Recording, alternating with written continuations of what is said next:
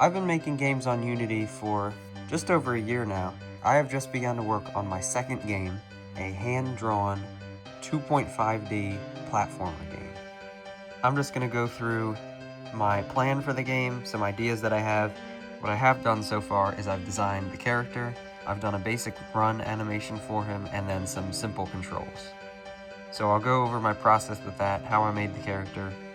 I want the focus to be on the artwork, so I figured going in and creating my character first would be a good way to give the game a sense of direction. So when I started this project, I had many different ideas for characters. There was like a flexible and agile squirrel. I was thinking you could cling on walls or swing on branches. You could use the two different sticks to control his lower and upper body was an idea.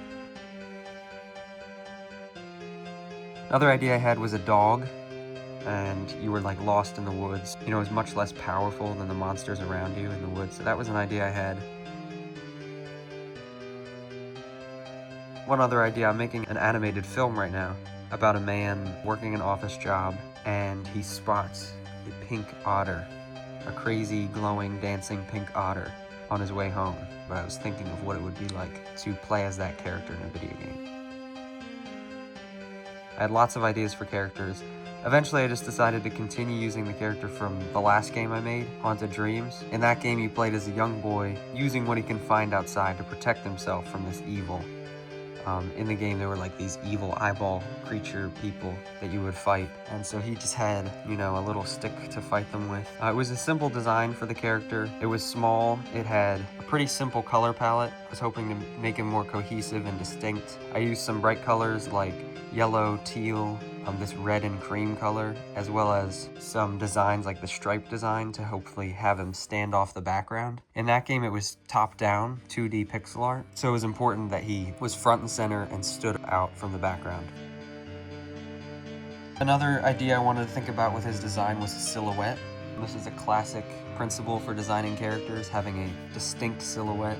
I didn't want to go too crazy with the design. I thought I wanted him to look somewhat like just a normal kid, but I did decide to come up with some shapes to make him distinct. I was going for like a 70s sort of look for him, or like almost like a little paperboy.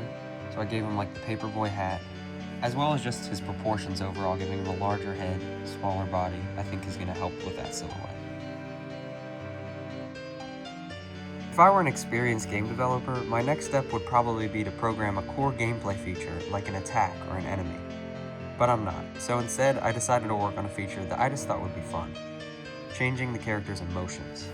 Because his face is such a prominent aspect of his design, having a straight face through potential dialogue or a smile through an intense escape would look super unnatural.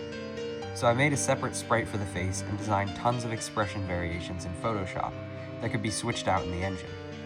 In order to have control over the expression, I created two value sliders in Unity: happy to sad and angry to scared. The value of each slider would denote which expression would appear. This way, when an event would happen where I wanted to switch the emotion, I could set the value accordingly. There are probably much better ways of handling this, but for now I'm happy with how his emotions came out.